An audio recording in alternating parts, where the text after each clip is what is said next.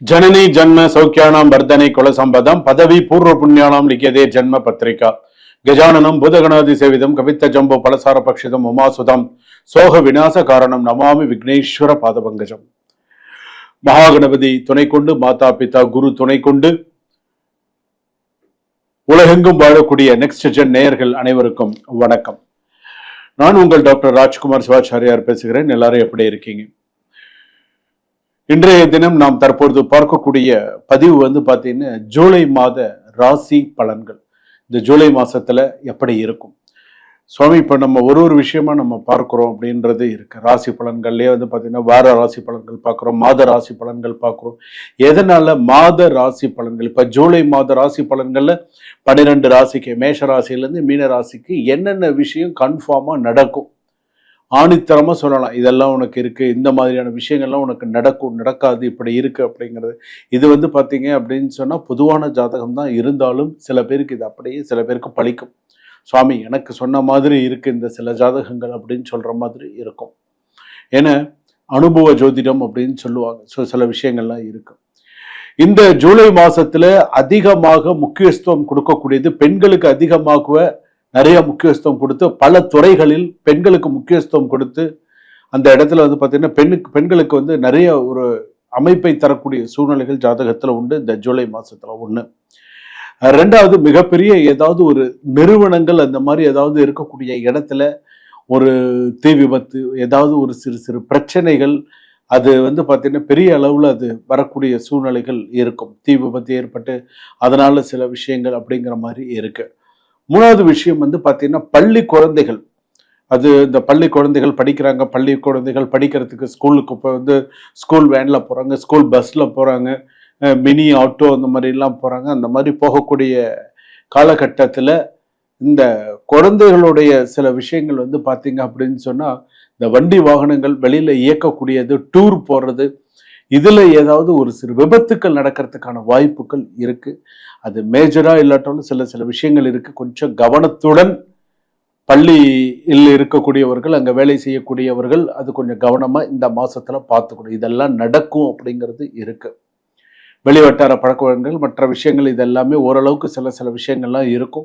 இந்த இதில் பார்த்தீங்கன்னா கணவன் மனைவி ஒற்றுமை, ரெண்டாவது வேலை விஷயம், வேலை எதிர்பார்த்த வேலை விஷயங்கள், ரெண்டாவது ஏதாவது குடும்பத்தில் சிறு சிறு சண்டை சச்சரவுகள், பிரச்சனைகள் எதுவும் இருக்கா, என்னென்ன மாதிரியான சில சூழ்நிலைகள்லாம் வரும் அப்படிங்கிறது எல்லாமே ஜூலை மாத ராசி பலன்களில் விவரமாக நாம் தெரிந்து கொள்ளலாம். வாங்க மேஷ ராசியிலிருந்து மீன ராசி பரியந்தம் பார்க்கலாம். கடைசி வரைக்கும் வீடியோ ஸ்கிப் பண்ணாமல் பாருங்க. அப்போதான் நடுவில் கூட என்ன முக்கியமான விஷயங்கள் சொல்லியிருக்கேன், என்ன ஸ்லோகம் சொல்லியிருக்கேன் அப்படிங்கிறதும் தெரியும். வாங்க வீடியோக்குள்ள போகலாம். தனுசு ராசி நேயர்களை, ஜூலை மாதம் எப்படி இருக்கு? நம்ப வச்சு ஏமாத்துவாங்க, பியூரா நம்ப வச்சு ஏமாத்துவாங்க. அதனால தயவு செய்து ஏமாந்துறாதீங்க. எந்த விஷயமா இருந்தாலும் சரி யோசிங்க. மூல நட்சத்திரம் தனுசு ராசி, பூராட நட்சத்திரம் தனுசு ராசி, உத்திராட நட்சத்திரம் தனுசு ராசி. நம்ப வச்சு இதோ செய்யறேன், நீ குடு நான் செய்யறேன் அப்படின்வாங்க. ஆனா அந்த இடத்துல இருந்து வராது. தயவு செய்து நம்பி மோசம் போகாதீர்கள். கடைசியில என்ன தெரியுமா சொல்லுவான்? நான் கூப்பிட்டா உனக்கு அறிவு எங்க போச்சு அப்படின்னு கேட்பான். நான் கூப்பிட்டல, உனக்கு எங்க அறிவு போச்சு, நீ எதுக்கு வந்த, நீ ஏன் கொடுத்த, உனக்கு என்ன ஆச்சு அப்படின்னு சொல்லி திரும்ப அப்படியே திருப்பிப்பான். அப்போ சில பிரச்சனைகள் வரும். அப்ப நீ கொஞ்சம் கரெக்டா நீ பேசினேன்னு கொஞ்சம் எல்லா விஷயத்திலும் கரெக்டா இருக்கும். ரெண்டாவது, உங்கள் கனவுகளை நீங்க ஒரு சில விஷயத்தெல்லாம் சாதாரணமா நினைக்காதீங்க. எந்த விஷயத்த சாதாரணமா நினைக்கணுமோ அங்க சாதாரணமா போங்க. எங்க கரெக்டா கொஞ்சம் உன்னிப்பா, எந்த இடத்துல கொஞ்சம் கரெக்டா போகணுமோ அந்த இடத்துல கொஞ்சம் கரெக்டா போங்க. தனுசு ராசிக்காரர்களுக்கு உறவினர்கள் மத்தியில் ஒரு துக்க செய்தியும் வரலாம். ஏதாவது ஒரு உங்க ரிலேட்டட்ல யாராவது ஒருத்தர் மரணம், அந்த மரணம் உங்களுக்கு தாங்க முடியாத ஒரு விஷயமாகவும் இருக்கலாம். அந்த மாதிரி இருக்கு ஒண்ணு. ரெண்டாவது, தனுசு ராசியில யாருக்காவது குழந்தை 2 தடவை, அதிகபட்சம் 3 தடவை கூட அபார்ஷன் ஆயிருந்ததுன்னு சொன்னா சிசு சாபம் இருக்கு. அதனால ஒரு தடவை உங்க ஜாதகத்தை பார்த்துக்கோங்க. அபார்ஷன் இல்லாம ஒரு எப்படி இருக்கு என்னங்கிறத ஒரு தடவை செக் பண்ணி பார்த்துக்கோங்க. வெளிநாடு வெளியூர் நீண்ட தூர பயண யோகம், யோகம் சில விஷயங்கள்லாம் உண்டு. உங்க அம்மாவை நீங்க கொஞ்சம் கவனமா பார்த்துக்கோங்க. தாயார் ஸ்தானம், அதாவது அர்த்தாஷ்டம சனின்னு சொல்லுவாங்க. இந்த இது விஷயம் சொல்கிறோம் இல்லையா, இந்த சனி மாறுதல்லாம் சொல்கிறோம் இல்லையா, கொஞ்சம் அந்த விஷயத்தில் கொஞ்சம் கவனமாக பாருங்க. வண்டி வாகனங்கள், பேசுறது, சைன் பண்ணுற விஷயங்கள் எல்லாம் கொஞ்சம் கவனமாக இருக்குது. திருமண முயற்சிகளில் சாதகமாக இருக்கணும். திருமணத்தில் கூட அதிகமான வாக்குறுதிகளை கொடுக்காதீர்கள். நான் இதை செஞ்சாரா, அது செஞ்சாரா, அப்படி பண்ண உங்கள் சக்திக்கு என்ன முடியுமோ அதை சொல்லி கரெக்டாக என்ன செய்யணுமோ அதை மட்டும் பண்ணுங்க. சமூகத்தில் உங்கள் செல்வாக்கு உயரும். புதிய நண்பர்கள், அது தொடர்புகள், எதிர்பார்ப்பு நல்ல உதவியாக இருப்பார்கள். நீண்ட நாள் இலக்கை நோக்கி உறுதியான முன்னேற்றம் காண்பீர்கள். அதிக நம்பிக்கையால் ஏமாறாதீர்கள். நம்பி நம்பி மோசம் போனது போதும், இனிமேல் நம்ப வேண்டாம். வாக்குறுதி கொடுப்பதற்கும் அதன் விளைவுகளை யோசிங்க. தேவையில்லாத விவாதங்களில் நேரத்தை வீணாக்காதீர்கள். யாருடைய வாழ்க்கையும் உங்கள் வாழ்க்கையுடன் ஒப்பிடாதீர்கள். நண்பர்களுடன் கடன் வாங்காதீர்கள். வெளியில ஆள்கிட்ட வாங்குறதாலும் சரி, நண்பர்கள்கிட்ட வாங்குறதா இருந்தாலும் யோசிச்சு வாங்குங்க.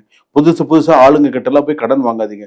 ஒரு வாய்ப்பு தவறியதால் மனம் உடையாதீர்கள். இன்னும் சிறந்த வாய்ப்பு காத்திருக்கலாம். இன்னும் இதை விட ஒரு நல்ல விஷயம் வரப்போகுது அப்படிங்கிறத நினைச்சுக்கோங்க. உங்கள் இலக்கை பார்த்து நடங்கள். பின்னால் வருபவர்களை, பேசுபவர்களை பற்றி யோசிக்காதீங்க. உன்னுடைய இலக்கு என்ன, உன்னுடைய கான்சென்ட்ரேட் எங்க போகணுமோ அங்க போயிட்டே இருக்கணும். பின்னாடி யார் பேசுனா என்ன, பின்னாடி யார் என்ன பண்ண என்ன, உங்க வேலை என்ன உண்டோ கரெக்டா நீங்க போய்கிட்டே இருங்க. அப்போ உங்களால சக்சஸ் பண்ண முடியும். நல்ல முடிவு பல வருட போராட்டத்தை ஒரு முடிவுக்கு கொண்டு வரும். உங்கள் சிரிப்பு பலருக்கு தைரியத்தை தரும். அதை இழக்காதீர்கள். நிறைய நல்ல விஷயங்கள்லாம் நடக்கும். அதெல்லாம் கரெக்டாக பார்த்துக்கோங்க. உங்கள் கனவுகளை யாருடைய சந்தேகத்திற்காகவும் விட்டுக் கொடுக்காதீர்கள். ஜூலை மாதம் உங்கள் துணிச்சலும் நம்பிக்கையும் சேர்ந்து புதிய வெற்றி பாதையை உருவாக்கும். ஸோ நிறைய நல்ல விஷயங்களை உருவாக்கும். ஸோ வியாழக்கிழமை தட்சிணாமூர்த்தி வழிபாடு பண்ணுங்க. நிறைய நல்ல விஷயங்கள் பண்ணுங்க. இந்த ஜூலை மாதம் உங்கள் வாழ்க்கையில் அதிர்ஷ்டம் வரலாம். ஆனால் அதை நிலைநிறுத்துவது உங்க கையில தான் இருக்கு. நல்ல விஷயங்கள் வந்து அதை பிடிச்சிக்கிறது உங்க கையில தான் இருக்கு. ஒரு விஷயம் நம்ம சொல்லுவோம், இதை இப்படி செஞ்சா நல்லதுன்னு, அதை நீ பிடிச்சிட்டு அதை கரெக்டா நீ கொண்டு போறது உங்க கையில தான் இருக்கு. உங்கள் இலக்கை மட்டும் நோக்கி முன்னேறுங்கள். வெற்றி உங்கள் பாதையை தேடி வரும். ஸோ நீ கரெக்டா பண்ணினா நல்லது. நான் இன்னைக்கும் சொல்றேன், தனுசு ராசி பொறுத்தளவுக்கு உன்னுடைய நல்ல கண்கண்ட தெய்வமா இருக்கிறது வாராகி அம்மன். நீ பிடிச்ச அப்படின்னு சொன்னா உனக்கு சக்சஸ் தான். யோகமா அமைப்பா இருப்ப. அது மாதிரி பண்ண. சுபம்.